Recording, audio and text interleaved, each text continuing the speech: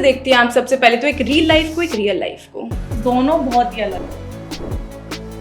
To be honest, मतलब आप 15 second या 20 सेकंड की वीडियो में आप जस्टिफाई नहीं कर सकते आपकी पूरी लाइफ को। कितना सा टाइम हो गया आपको इस इंडस्ट्री में आए हुए? आपने अपने करियर की शुरुआत कैसे करी? तो एक दिन में 2 दिन में मेरे 10,000 हो गए, तो मुझे लगा कि ये बहुत अच्छा है। मुझे ऐसा था कि मुझे कुछ नहीं, मैं मिरर के आगे सिर्फ खुद को देख के गाने चला के और ऐसे करती थी कि मैं हीरोइन हूँ। मतलब आपके 500K फॉलोअर्स हैं इंस्टाग्राम पे। लव तो मिल ही रहा है, हेट भी कहीं ना कहीं मिलता होगा, बट जो इन्फ्लुएंसर उस रील को क्रिएट कर रहा होता है उसके लिए कितना टफ होता है, आप बताना चाहेंगे? तो बहुत टफ है। आपको हील पहनना है, आपको जंगल में हील पहन के जाना है, क्योंकि उनका कॉन्सेप्ट वो उन्हें वो फैशन दिखाना है, थोड़ा ग्लैमर दिखाना है, तो बहुत टफ है वो। और लोग ये भी बोलते हैं कि अगर इस तरह की लड़की है, इस तरह के कपड़े पहन रही है, तो भगवान के ऊपर तो ध्यान ही नहीं होगा, धर्म के ऊपर, भगवान के ऊपर जाती नहीं होंगी मंदिर। क्या कहना है उन लोगों के लिए? अगर आप शॉर्ट कपड़े पहन रहे हो तो आप ऐसा थोड़ी ना कि मंदिर नहीं जा सकते। कि आपने करीबन 30K फॉलोअर्स रिमूव कर दिए थे, क्योंकि एज ए इन्फ्लुएंसर एक फॉलोअर बहुत इंपॉर्टेंट होता है। पूजा इन्फ्लुएंसर नहीं होती तो क्या होती, अगर पूजा के पास कोई और ऑप्शन होता तो मुझे नहीं लगता मैं कुछ और होती, क्योंकि फाइनेंशियली मेरे पास बिल्कुल भी सपोर्ट नहीं था। ट्रैवल ब्लॉगिंग को लेकर क्या कहना है आपका?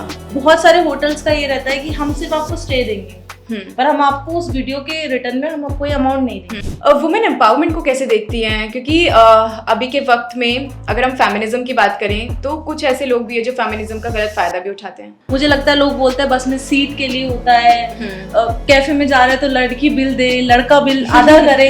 राजस्थान में रेप के केसेस भी बहुत ज्यादा आ रहे हैं पूजा, तो किस नजरिए से देखती हैं?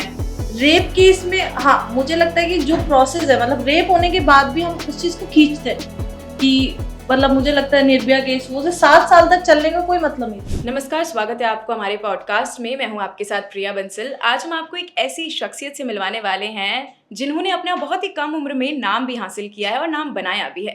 इसी के साथ वो एक इन्फ्लुएंसर हैं और साथ में ट्रैवल ब्लॉगिंग भी करती हैं। इसी के साथ लाइफस्टाइल इन्फ्लुएंसर्स भी हम उन्हें बोल सकते हैं। तो शुरुआत करते हैं इस पॉडकास्ट की। सबसे पहले तो स्वागत है आपका पूजा शर्मा जी, आप हमारे पॉडकास्ट पर आए, आपने समय निकाला। Thank you so much. शुरुआत इसी से करते हैं कि एज ए इन्फ्लुएंसर लाइफ जो होती है बहुत अलग होती है, क्योंकि आप रियल लाइफ भी होती है, एक रियल लाइफ भी होती है। तो किस तरीके से देखती हैं आप सबसे पहले तो एक रियल लाइफ को, एक रियल लाइफ को? दोनों बहुत ही अलग है। टू बी ऑनेस्ट, मतलब आप 15 सेकंड या 20 सेकंड की वीडियो में आप जस्टिफाई नहीं कर सकते आपकी पूरी लाइफ को, बट हाँ ये पार्ट है। इसमें हम वो दिखाते हैं जो मतलब हम थोड़ी देर के लिए कर रहे हैं, बट अलग दोनों लाइफ बहुत अलग है। तो रियल और रियल लाइफ में बहुत डिफरेंस है। कितना सा टाइम हो गया आपको इस इंडस्ट्री में आए हुए? मुझे 4 साल से ज्यादा हो गए। क्योंकि 4 साल में इतना डेवलप करना, क्योंकि इंस्टाग्राम पे आई गेस आपके समहाउ 500K फॉलोअर्स हैं, और एक बहुत बड़ी डील होती है जब आप 500K फॉलोअर्स हैं, आपका भी रिस्पॉन्सिबिलिटी होती है उन सारे फैंस को वो सब प्रोवाइड करवाना जो आप चाहते हैं वो लोग देखना, क्योंकि वो आपको फॉलो क्यों कर रहे हैं? क्योंकि आपका कुछ ऐसा कंटेंट है जो वो लोग देख रहे हैं, पसंद कर रहे हैं। ठीक है, सब आपसे जानना चाहेंगे पूजा कि आपने अपने करियर की शुरुआत कैसे करी? क्योंकि मैं पहले भी आपको जानती हूँ, काफी लंबे वक्त से हम एक दूसरे को जानते हैं। आपका कैसे इंटरेस्ट डेवलप हुआ है इस इंडस्ट्री में? बहुत ही सडन था।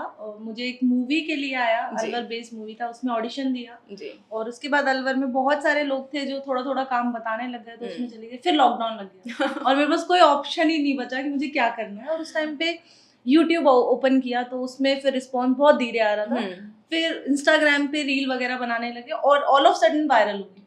तो एक दिन में 2 दिन में मेरे 10,000 हो गए, तो मुझे लगा कि ये बहुत अच्छा है। हाँ। तो फिर YouTube को छोड़ के मैंने स्विच कर लिया इंस्टा पे, और फिर वो धीरे धीरे ब्रांड्स आने लग गए। जैसे मैं 200+ ब्रांड के साथ काम कर चुकी हूँ अभी तक, चाहे वो मेकअप ब्रांड हो, क्लोथिंग ब्रांड हो, और भी बहुत सारे अच्छे ऑप्शंस हैं। तो हाँ, मैं बहुत सारे ब्रांड के साथ काम कर चुकी। तो मुझे ऐसा लगता है कि उससे मुझे ग्रोथ मिली। फिर उसके बाद मुझे लगा कि यहाँ लिमिट नहीं कर सकती, तो मैं जयपुर आई। फिर मैं फैशन मॉडल भी बनी। जैसे कभी कभी मैं डिमोटिवेट होती हूँ तो मैं मिंत्रा पे, अमेज़न पे अपना फोटो देख के खुश हो जाती हूँ कि नहीं मैंने कुछ किया है लाइफ में, और अपना इंस्टाग्राम देख के खुश हो जाती हूँ। बचपन वाली पूजा खुश है बहुत ज्यादा। हाँ, इस वाली पूजा से बहुत ज्यादा। कुछ आपकी लाइफ के ऐसे ट्रेजेडीज भी रहे हैं? क्योंकि कहते हैं कि जब अपन करियर की शुरुआत करते हैं पूजा, तो कुछ ऐसे पार्ट रहते हैं लाइफ के जो बहुत दुख और दर्द भी देकर चल जाते हैं। क्योंकि हम बैकग्राउंड में बात कर रहे थे, आपसे जब बात हो रही थी कि आपके फादर नहीं है, तो उस चीज़ को आपने कैसे बियर किया? क्योंकि उसी टाइम पे आप अपने करियर की भी शुरुआत कर रही थी और उसी टाइम पे इतनी बड़ी चीज़ हो जाना, क्योंकि रिस्पॉन्सिबिलिटीज़ भी फैमिली की आ जाती हैं, तो कैसे हैंडल किया? सच बताऊं तो जो स्टार्टिंग में मैंने स्टार्ट किया अपना करियर, वो एक फन के लिए किया, मतलब एक नाम बनाने के लिए किया कि मुझे ऐसा था कि मुझे कुछ नहीं, मैं मिरर के आगे सिर्फ खुद को देख के गाने चला के और ऐसे करती थी कि मैं हीरोइन हूँ, वो फील था। तो स्टार्टिंग में वो चीज़ फन के लिए थी, बट लॉकडाउन में जैसे मैंने बताया कि मैंने यूट्यूब स्टार्ट किया, बट लॉकडाउन में पापा की तबीयत बहुत ज़्यादा ख़राब हो गई और फिर एकदम से वो नहीं रहे, तो वो सिचुएशन ऐसी थी कि मेरे पास कोई ऑप्शन नहीं था कि मेरी मम्मी कुछ काम नहीं करती थी, मैंने उनकी भी जॉब छुड़वा दी थी, तो एकदम से जिम्मेदारी आ गई। एज ऑफ 17 जब मेरे को कुछ समझ नहीं था, तो मैंने फिर मुझे कहा कि अब मुझे करना है। फिर मैं बीच में काउंसलर भी एज ए काउंसलर भी जॉब करने लग गई कि यार कुछ तो करना पड़ेगा, क्योंकि ऐसा नहीं है मैं गिव अप कर लूँ। बट उस चीज़ से मैं निकली और मैंने कहा नहीं, मुझे मतलब करना है। मैं कोई एक्सक्यूज नहीं रखना चाह रही थी कि मैं रिग्रेट करूँ कि मैं उस टाइम कर लेती। बिल्कुल बिल्कुल, क्योंकि रिग्रेट्स बहुत बेकार चीज होती है। काश जो वर्ड होता है वो बहुत बुरा लगता है। आपके 500K फॉलोअर्स हैं इंस्टाग्राम पे, लव तो मिल ही रहा है, हेट भी कहीं ना कहीं मिलता होगा।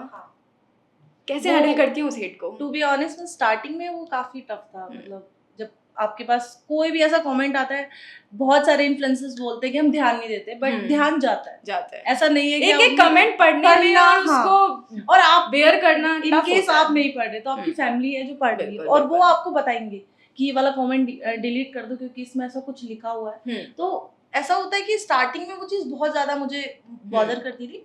धीरे धीरे मैंने उस चीज से ओवरकम किया, क्योंकि मैं अच्छा डाल रही थी तो भी मुझे ट्रोल किया जा रहा है, और फिर बुरा। तो मैंने सोचा कि मैं पॉजिटिव चीजों पे ज्यादा फोकस करूं और नेगेटिव पे थोड़ा कम, क्योंकि अगर मैं बहुत ज्यादा सोचती तो मैं बीच में, जैसे मैंने सोचा कि मैं अपने इंस्टाग्राम बंद कर देती, क्योंकि बहुत ज्यादा बॉडी शेमिंग करने लग जाते हैं लोग कि ऑल ऑफ सडन आपका वेट क्यों गेन हो गया, फिर वो उस तरीके से अलग वे में चला जाता है। तो हाँ, फिर मम्मी ने मोटिवेट किया कि नहीं, मतलब तुम्हें नहीं करना बंद, तुम्हें करना है, क्योंकि एक जगह है जहाँ पे पॉजिटिव और नेगेटिव दोनों। बिल्कुल, तो बिल्कुल। वो चीज मेरे लिए अब मुझे बिल्कुल बॉदर नहीं करता। मैं एक्सेप्ट करती हूँ अपनी बॉडी, अपना काम, हर चीज को मैं बहुत ज्यादा एक्सेप्ट करती हूँ। अभी सोशल मीडिया का दौर है। स्टार्टिंग के समय में टिकटॉक था, अभी उसका पूरा का पूरा स्पेस रील्स ने ले लिया है। लोगों को लगता है 30-40 सेकंड बहुत इजी होता है बनाना वीडियो, क्योंकि जब हम स्क्रॉल कर रहे होते हैं 30-40 सेकंड कब में निकल जाते हैं पता नहीं लगता। बट जो इन्फ्लुएंसर उस रील को क्रिएट कर रहा होता है उसके लिए कितना टफ होता है, आप बताना चाहेंगे? हाँ बिल्कुल, ये चीज तो मैं बहुत ज्यादा, ये क्वेश्चन मुझसे पूछा जाता है कि आपको करना ही क्या होता है, सिर्फ 15 सेकंड की वीडियो ही तो है। तो जैसे मैं प्रॉपर्टी शूट के लिए जाती हूँ तो मैं सिर्फ 30 सेकंड का वीडियो दिखा रही हूँ, उसके लिए मुझे 3 दिन रुकना पड़ता है उस प्रॉपर्टी में। 3 दिन तक मुझे दिन में सुबह शाम, सुबह 6 बजे उठना होता है, कभी रात को डिनर सेटअप लगा है तो वहां पे पूरी दोपहर शूट करना पड़ता है। तो बहुत टफ है। आपको हील पहनना है, आपको जंगल में हील पहन के जाना है, क्योंकि उनका कॉन्सेप्ट वो है, उन्हें वो फैशन दिखाना है, थोड़ा ग्लैमर दिखाना है। तो बहुत टफ है। वो 30 सेकंड की वीडियो सिर्फ 30 सेकंड की नहीं होती, उसमें आपका 3 दिन जाता है, फिर आपका एडिटिंग टाइम पूरा जाता है। तो हाँ, मतलब ऐसा नहीं है कि वो बहुत इजी चीज है, और मुझे लगता है कि जो दिखता है वैसा होता नहीं है। तो हमें सिर्फ वो 30 सेकंड दिख रहा है, इसलिए हम जज कर देते हैं कि इसमें क्या है, तो हम भी बना लेते हैं। तो ऐसा नहीं होता, बहुत मेहनत करनी पड़ती है। इनिशियली आपको मेहनत करनी पड़ती है किसी भी काम में। जी पूजा, एज ए इन्फ्लुएंसर आपको ड्रेसेस डिफरेंट टाइप के पहनने पड़ते हैं, कुछ थोड़े रिवीलिंग भी होते हैं, कुछ थोड़े से डिफरेंट काइंड ऑफ होते हैं। लोगों के कमेंट्स तो आते ही हैं, और लोग ये भी बोलते हैं कि अगर इस तरह की लड़की है, इस तरह के कपड़े पहन रही है, तो भगवान के ऊपर तो ध्यान ही नहीं होगा, धर्म के ऊपर, भगवान के ऊपर जाती नहीं होंगी मंदिर। क्या कहना है उन लोगों के लिए? देखो, ये तो बहुत ही ज्यादा अजीब चीज है कि हम कपड़ों से जज कर देते हैं कि सामने वाला मंदिर जा रहा है या नहीं जा रहा। मतलब अगर आप शॉर्ट कपड़े पहन रहे हो तो आप ऐसा थोड़ी ना कि मंदिर नहीं जा सकते, क्योंकि मंदिर में थोड़ी ना आप शॉर्ट कपड़े पहन। बिल्कुल। क्या मुझे यही इसी प्रश्न पे भी आ जाते हैं कि क्या लगता है आपको, मंदिर में छोटे कपड़े पहनना अलाउ होना चाहिए, नहीं होना चाहिए? अलाउ तो कुछ नहीं होता, बट मुझे लगता है कि जैसे हम पूल में सूट नहीं पहनते, तो हम एक जगह होती है, जैसा देश वैसा बेस। तो आप मंदिर जा रहे हो तो आपके सर पे चुन्नी होनी चाहिए, मेरे अकॉर्डिंग होनी चाहिए। बट उसका मतलब ये नहीं है कि आप उस चीज को इंस्टाग्राम पे डालोगे तो ही लोगों को लगेगा कि सर पे चुन्नी और आपका थॉट्स आपके खराब है, तो उसमें कोई मतलब नहीं है। बिल्कुल। तो मुझे ऐसा लगता है कि कपड़े मैटर नहीं करते, और जिसमें जो कंफर्टेबल है उन्हें वैसा ही पहनना चाहिए। मुझे बहुत ट्रोल किया जाता है कपड़ों के लिए, बट मुझे कोई फर्क नहीं पड़ता। मुझ पे अच्छा लग रहा है, मुझे अच्छा लग रहा है। और मंदिर जाती हूँ तो मैं सूट पहनती हूँ, ऑब्वियसली मैं मानती हूँ। अब नवरात्रे आ रहे हैं, मैं पूरे 9 दिन फास्ट रखती हूँ, तो मेरी पूरी पूजा, यू श्रद्धा हैव है। अ फ्लॉलेस स्किन, क्या राज है? ये सिर्फ एक ही है। मैं सिर्फ कोकोनट ऑयल लगाती हूँ, क्योंकि मैंने सारा स्किन केयर बंद कर दिया। अभी स्किन बहुत ज्यादा डैमेज हो गई, क्योंकि डेली मेकअप करना पड़ता है, डेली शूट्स करने पड़ते हैं, तो उसकी वजह से। हमारे कुछ दर्शक भी ऐसे हैं जो लाइफ में इन्फ्लुएंसर बनना चाहते हैं, वो चाहे ट्रैवल इन्फ्लुएंसर हो गया, फैशन इन्फ्लुएंसर हो गया, लाइफस्टाइल इन्फ्लुएंसर हो गए, बहुत तरीके के होते हैं। तो कैसे शुरुआत की जा सकती है? सबसे पहली बात तो ये, आपको कांस्टेंट रहना पड़ेगा, और आपको ये समझना पड़ेगा कि आप क्या दिखाना चाह रहे हो। जी। जैसे फॉर एग्जांपल, मैं आज मेकअप दिखा सकती हूँ, मैं कपड़े दिखा सकती हूँ, मैं प्रॉपर्टी, बट बहुत सारे लोग ऐसे होते हैं जो डांस में बहुत अच्छे हैं। तो किसी को देख के इन्फ्लुएंस नहीं होना, बस ये सोचना है कि आपको क्या करना है। जैसे मेरे बहुत फ्रेंड्स हैं जो डांस में बहुत अच्छे हैं, तो मैं उनसे बोलती हूँ कि तुम्हें डांस वीडियो बनाना चाहिए। तो आप जिस भी इंडस्ट्री में कुछ करना चाह रहे हो, इन्फ्लुएंसर भी हो तो भी मेकअप में अगर आप अच्छी हो तो आपको मेकअप दिखाना चाहिए। तो और उसमें कांस्टेंट रहना पड़ेगा। मतलब ऐसा नहीं कि आप ओवरनाइट सक्सेस मिलती। जब 4 साल आज मेरे हुए हैं, स्टिल उसमें बीच बीच में ऐसा होता है, बहुत डाउन आते हैं, बहुत अप आते हैं, तो वो जर्नी है लाइफ की। बट हाँ, मुझे लगता है कांस्टेंट रहना बहुत जरूरी है, अगर आप कोई भी काम करना है, इन्फ्लुएंसर नहीं, मतलब कोई भी।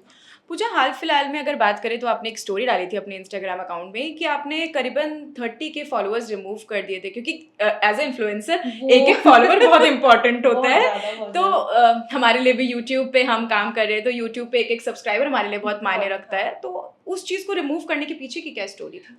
मेरा जो इंस्टाग्राम था वो ऑल ऑफ सडन बहुत रुक गया। मतलब मुझे नहीं पता चला, एक रीच उसकी बहुत डाउन जाने लग गई। फिर मैंने 2-3 लोगों से पूछा, और कमेंट भी कुछ ऐसा होता है कभी कभी बहुत अननेसेसरी आ रहे थे, मुझे पता भी नहीं था, वो लोग मुझे फॉलो भी नहीं करे, स्टिल कर रहे।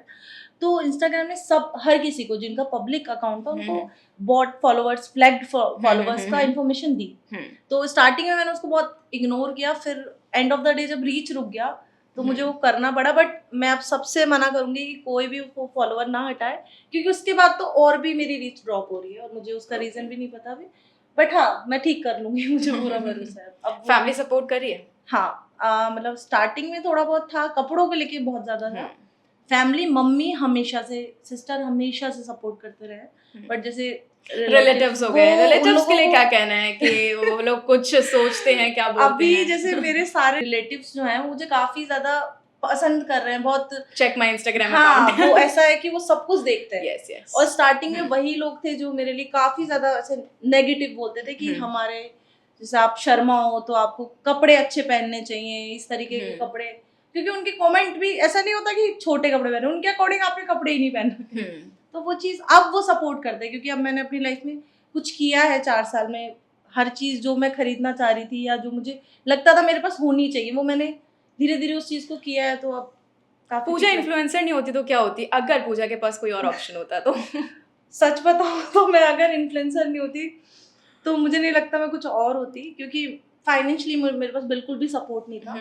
मैं लॉ करना चाह रही थी स्टार्टिंग में, बट वो 4 साल में घर नहीं बैठ सकती थी, क्योंकि मेरे पास कोई सपोर्ट नहीं था। मैंने जो भी किया है वो खुद ने किया है, क्योंकि आप भी बहुत पहले से मुझे जान रहे हो, तो मेरे पास कोई सपोर्ट नहीं था। तो मैं अगर यूट्यूब पे और इंस्टा पे नहीं होती तो मैं कहीं नहीं होती, क्योंकि इसने मुझे मेरे स्ट्रॉन्ग बनाया, जो बैकअप है। और उसके बाद अब मैं फैशन मॉडल हूँ, जैसे मैं कुर्ती शूट्स करती हूँ बहुत ज्यादा, उसका भी सबसे बड़ा इम्पैक्ट इस चीज से है कि आप इन्फ्लुएंसर हो, आपको लोग पसंद कर रहे हैं। जैसे बहुत सारे क्लाइंट्स होते हैं जो मुझसे ही बोलते हैं आप मेरे से कोलैब करना, तो हम आपको 50 कपड़े आउटफिट दे रहे हैं, आप कोलैबोरेशन में करना। तो कहीं ना कहीं ये बेस बहुत स्ट्रॉन्ग है। तो मुझे लगता है कि ये नहीं होता तो इतना तो नहीं होता, कनेक्टिविटी बनाकर रखनी पड़ती है, क्योंकि सोशल मीडिया के दौर में क्या है, लोग सब भागना चाहते हैं, एक दूसरे को पीछे छोड़ना चाहते हैं, तो अपने कॉन्टैक्ट्स, आपके सोर्सेज बहुत ज़्यादा इंपॉर्टेंट रोल प्ले करते हैं। पूजा, आपसे जानना चाहेंगे अब कि ऐसी कोई लाइफ का फन मोमेंट रहा हो जो आप हमारे दर्शकों को शेयर करना चाहते हो, कुछ ऐसे फन मोमेंट हो आपकी लाइफ का? बहुत सारे ऐसे होते रहते हैं, मतलब कुछ फन तो नहीं, बट मेरी लाइफ का सबसे हैप्पी मोमेंट था जब मैंने खुद की कार खरीदी थी। मेरे लिए काफी ज्यादा स्पेशल था, क्योंकि उस कार के लिए मैं 3 साल से सेविंग कर रही थी कि मुझे वो गाड़ी लेनी है। तो हाँ, वो मेरे लिए सबसे बड़ा, मतलब घर भी था, बट घर में ऐसा था कि कुछ सेविंग मम्मा की भी थी, कुछ मेरी थी, तो मिलके था। बट जो कार थी वो मैंने खरीदी, खुद के पैसों से खरीदी, तो हाँ वो मेरे लिए काफी बड़ा अचीवमेंट था और सबसे हैप्पी वाला डे था, क्योंकि मैं बहुत खुश थी, 3 साल से सोच रही थी कि मुझे यही कार चाहिए। ट्रैवल ब्लॉगिंग को लेकर क्या कहना है आपका? काफी अच्छा है, काफी बड़ा मार्केट है और एक्सप्लोर कर सकते हैं आप। बट हाँ मुझे लगता है कि जैसे कई इन्फ्लुएंसर्स ने मार्केट को बहुत डाउन कर रखा है, मैं सबके लिए नहीं बोल रही, कभी कभी ऐसा होता है कि आप ट्रेवल पे जाते हो तो वहाँ पे आप, लोगों को लगता है कि आप बहुत पैसा कमाते हो, बट जैसे आप ट्रेवल पर जा रहे हो तो बहुत सारे होटल्स का ये रहता है कि हम सिर्फ आपको स्टे देंगे, पर हम आपको उस वीडियो के रिटर्न में हम कोई अमाउंट नहीं देंगे। तो ये ऐसा हो रहा है कि बहुत सारे इन्फ्लुएंसर वो चीज कर रहे हैं, तो आप अगर डिमांड करते हो तो बहुत कम लोग होते हैं जो आपको अप्रोच करते हैं।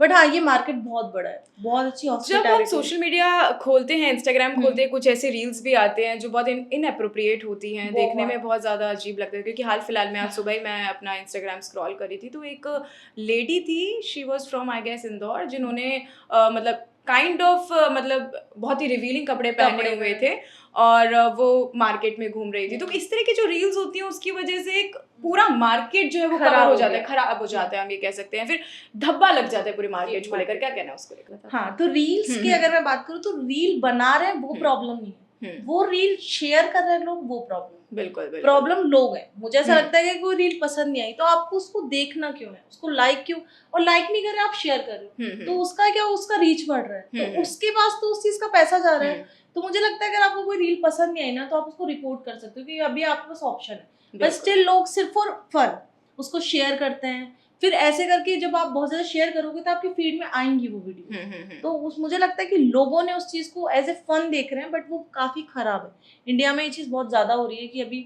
कुछ ऐसी वीडियो जो इतने गंदे शब्द का प्रयोग करते हैं और लोग उसे शेयर भी करते हैं, तो वो प्रॉब्लम लोगों की है, मुझे लगता है बनाने वाले की नहीं। अगर सपोर्ट नहीं मिलेगा तो वो क्यों बनाएंगे। पूजा आपसे एक प्राइवेट क्वेश्चन जानना चाहेंगे, वो आपके ऊपर है, अगर आप आंसर देना चाहें नहीं देना चाहें, क्योंकि हमारा तो काम है देखो क्वेश्चन पूछने का। Are you in a relationship, how, किस तरह से लेती हैं आप प्यार को? मेरे नज़र में देखो, जिस इंडस्ट्री में मैं हूँ मुझे लगता है अंडरस्टैंडिंग होना बहुत ज़रूरी है। अगर मेरा पार्टनर अंडरस्टैंडिंग नहीं है तो मुझे नहीं लगता मेरा रिलेशनशिप चल सकता है। क्योंकि कभी ऐसा होता है कि 3 दिन तक मैं बात नहीं कर पाती, कभी कभी शूट्स में बिजी रहती हूँ, तो मुझे लगता है अंडरस्टैंडिंग होना बहुत ज़रूरी है। मैं अंडरस्टैंडिंग को प्यार बोलती हूँ। मुझे वो टॉक्सिक रिलेशनशिप, जैसे मैं पास्ट में रिलेशनशिप पे थी जो काफ़ी टॉक्सिक था, तो मुझे ऐसा लगता है कि वो मेरी लाइफ को भी थोड़ा सा, मेरे काम पे इफेक्ट आता है उस चीज का। और अगर आपका पार्टनर सपोर्टिव है, आपको अंडरस्टैंड करता है, तो आप ग्रो करते हो, और आप ग्लो करते हो अलग तरीके से कि यार मेरा पार्टनर बहुत सपोर्ट कर रहा है। तो हाँ अभी मैं हूँ रिलेशनशिप में और काफी अच्छे रिलेशनशिप में, और मुझे सारी चीजों में सपोर्ट करता है। तो लगता है तो शादी के भी प्लान? शादी का मेरा कोई प्लान नहीं है, मतलब अभी 4-5 साल तो मुझे काफी ग्रो करना है। वुमेन एम्पावरमेंट को कैसे देखती हैं? क्योंकि अभी के वक्त में अगर हम फेमिनिज्म की बात करें तो कुछ ऐसे लोग भी हैं जो फेमिनिज्म का गलत फायदा भी उठाते हैं, फेमिनिज्म को गलत तरीके से देखते हैं, हम ये बोल सकते हैं। तो किस तरह से देखती हैं आप फेमिनिज्म को? मेरे हिसाब से मतलब मुझे ऐसा लगता है कि ये मुद्दा बहुत बार उठता है हर जगह, और हर किसी की ओपिनियन इस चीज में अलग है। मुझे लगता है लोग बोलते हैं बस में सीट के लिए होता है, कैफे में जा रहे हैं तो लड़की बिल दे, लड़का बिल आधा करे, ये सब नहीं होता। मुझे लगता है कि इट्स ऑल अबाउट फ्रीडम, कि आज 10 बजे कोई लड़का जा रहा है ना तो उसके माइंड में एक फ्रीडम है कि मेरे साथ कुछ गलत नहीं होगा, बट जो लड़की है ना उसको वो चीज दिमाग में रहती है कि अगर मैं 10 बजे निकली, चाहे कुछ नहीं हो रहा, वो कैब में जा रही है तो उसको ये डर रहता है कि कैब में मैं सेफली पहुंच जाऊंगी, वो किसी जगह पे रुक रही है तो उसको, मुझे लगता है कि ये जो माइंड का फ्रीडम है ना ये बहुत इंपॉर्टेंट है। और बहुत जिस जगह पर हमें है, और ये सब जगह कह है कि मतलब हमें ऐसा लगता है कि लड़की है तो जल्दी सक्सेस मिल जाएगी, तो ऐसा नहीं होता। हार्ड वर्क सबके लिए सेम है। मुझे ऐसा लगता है कि हाँ लड़की थोड़ा सा, मुझे लगता है प्यार से बोलती है तो उनका काम जल्दी हो जाता है, बट इसका मतलब ये नहीं कि उन्हें मेहनत नहीं करनी पड़ेगी। बिल्कुल बिल्कुल, तो हाँ, सेम लेवल पे होते हैं, सेम लेवल पे। और मुझे लगता है कि बस वो फ्रीडम होनी चाहिए कि वो 10 बजे निकल रही है तो वो अपने मन से निकल रही है और अपने मन से रुक रही है घर पे, अभी वो डर के लिए नहीं निकल रही कि कुछ गलत हो गया तो। हाँ, राजस्थान में रेप के केसेस भी बहुत ज्यादा आ रहे हैं पूजा, तो किस नजरिए से देखती हैं? सरकार किस तरह का काम कर रही है, किस तरीके से देखती है? कि हाल फिलहाल में अभी 10 महीने हुए हैं भजन लाल शर्मा की सरकार को आए हुए, किस नजरिए से देखते हैं? क्या खुश हैं आप कि बीजेपी जीती है, या क्या कहना है आपका? देखो सी पॉलिटिक्स में तो मेरे कोई खास ओपिनियंस नहीं है, क्योंकि कभी ऐसा होता है कि कभी मुझे किसी का पक्ष अच्छा लग रहा है और कभी मुझे होता है मैं बिल्कुल डिसएग्री करती हूँ, न्यूट्रल है। हाँ, तो बट मुझे ऐसा लगता है कि रेप केस में, हाँ, मुझे लगता है कि जो प्रोसेस है, मतलब रेप होने के बाद भी हम उस चीज को खींचते हैं कि मतलब मुझे लगता है निर्भया केस वो 7 साल तक चलने का कोई मतलब नहीं था, ओपन एंड शट केस था, बट वो हमारा जो सिस्टम है ना, वो सरकार भी है उसमें मतलब जिम्मेदार, बट मुझे ऐसा लगता है कि लोग भी बहुत जिम्मेदार है उस चीज के लिए, कानून व्यवस्था भी उतनी strong हाँ, नहीं तो वो 7 साल चलने वाली चीज नहीं थी, वो 7 घंटे का भी केस नहीं था, तो वो डर नहीं है लोगों के अंदर, वो रेप करके भी उनको ऐसा लगता है कि हम 7 साल 8 साल तक वो केस खींच सकते हैं, तो वो चीज काफी गलत लगती है मुझे, और उसमें सरकार का कोई इन्वॉल्वमेंट नहीं होता, कि वो सिस्टम ही क्योंकि इस तरीके से बन गया तो उसे चेंज करने के लिए काफी समय लगेगा, बट होप, जैसे मैं योगी जी की बहुत बड़ी फैन हूँ, तो हाँ, बस उम्मीद है कि कुछ तो चेंज होगा। राजस्थान में अगर बात करें किसी पॉलिटिशियन की, तो कोई पॉलिटिशियन आपको पसंद होगा या फिर इंडिया में कोई पॉलिटिशियन आपको पसंद हो? मुझे मतलब ऐसे कुछ कोई पर्टिकुलर नाम तो मैं मेंशन नहीं करना चाहती, क्योंकि थोड़ा सा कंट्रोवर्सी हो जाती है, बट हाँ, जैसे मुझे कई बार ऐसा लगता है कि कुछ पॉलिटिशियंस हैं जो काफी अच्छे उनके ओपिनियंस हैं, बट उस चीज को दबा दिया जाता है, उसे स्ट्रॉन्ग ओपिनियन, हाँ, तो उन चीजों को उतना उभर के नहीं देखा जाता जितना कि मुझे लगता है, जैसे कई बार बहुत अच्छे हैं जो बहुत अच्छे ओपिनियंस देते हैं, बट उन चीज को दबा के या फिर ट्रोलिंग पे ले जाते हैं उन चीजों को, तो हाँ, ऐसा है। आखिरी प्रश्न पूजा आपसे जानना चाहेंगे कि किस नजरिए से देखते हैं आप अपने करियर को? मैं अपने करियर को मतलब अभी तो अपनी लाइफ को, अपने करियर को, अपने गोल्स को, मुझे सच बताऊं तो मुझे रियलिटी शोज में जाना है, और होप मैं जाऊंगी भी, मुझे 2025 तक मेरा प्लान है कि मैं कुछ तो बड़ा करूं, क्योंकि मेरा लाइफ का ऐसा है कि अभी मैंने कुछ सोचा नहीं है, मैं सिर्फ फ्लो के साथ चल रही हूँ, जैसे मुझे काम मिलता है तो जो काम मुझे अच्छा लगता है अपने लिए वो करती हूँ, बट मुझे बिग बॉस में जाना है, वो मैंने अपना सोच रखा है कि वहां से मैं अपनी एक लाइफ की अलग जर्नी को स्टार्ट करना चाहूंगी, बट इन्फ्लुएंसिंग में मैं बहुत ज्यादा खुश हूँ, मुझे काम भी मिलता है और अच्छा काम भी मिल रहा है, तो हाँ। तो ये थी हमारे साथ पूजा शर्मा। आपका बहुत बहुत शुक्रिया पूजा जी, आप आए और अपना समय निकाला और हमारे दर्शकों तक इतनी बहुत ही खास बातचीत हमने करी, बहुत ही जानकारी से जो है वो साझा करी हमारे दर्शकों तक। ऐसी और भी पॉडकास्ट हम आपके लिए लेकर आते रहेंगे, तब तक के लिए शुक्रिया।